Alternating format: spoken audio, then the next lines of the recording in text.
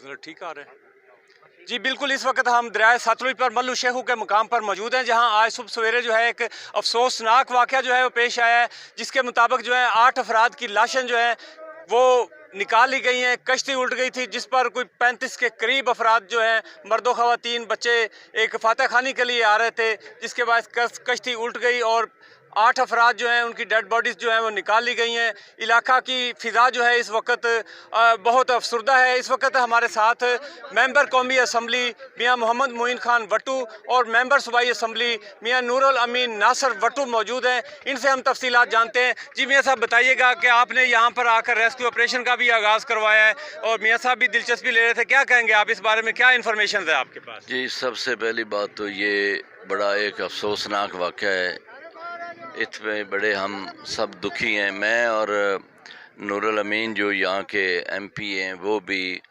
मलिक जावेद हसन साहब यहाँ के नुमाइंदे हैं, मियाँ एजाज वट्टू, बाकी सारे लोग, जो ही हमें इस बात की ख़बर हुई तो हम फौरी तौर पे यहाँ मौके पे पहुँचे हैं। यहाँ आके पता चला कि ये वाक़या कश्ती के तख्ते जो है वो टूटने की वजह से पेश आया और उसमें बदकिस्मती से एक ही ख़ानदानों के कई अफराद सवार थे और अभी तक 8 से 10 जो है ना वो डेड बॉडीज़ रिकवर हुई हैं। तो अभी रेस्क्यू टीमें और एडमिनिस्ट्रेशन भी यहाँ मौजूद है, एसी साहब हैं, डीएसपी साहब हैं, बाकी लोग हैं और इलाके के भी सारे लोग बहुत भारी तादाद में यहाँ।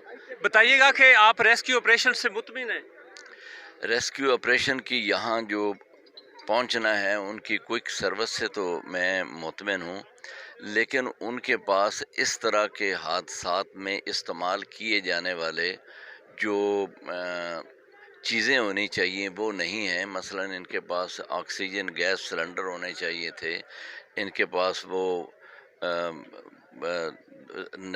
पानी के नीचे देखने के लिए जो ऐनक वगैरह इस्तेमाल की जाती है उस तरह की चीज़ें होनी चाहिए थी।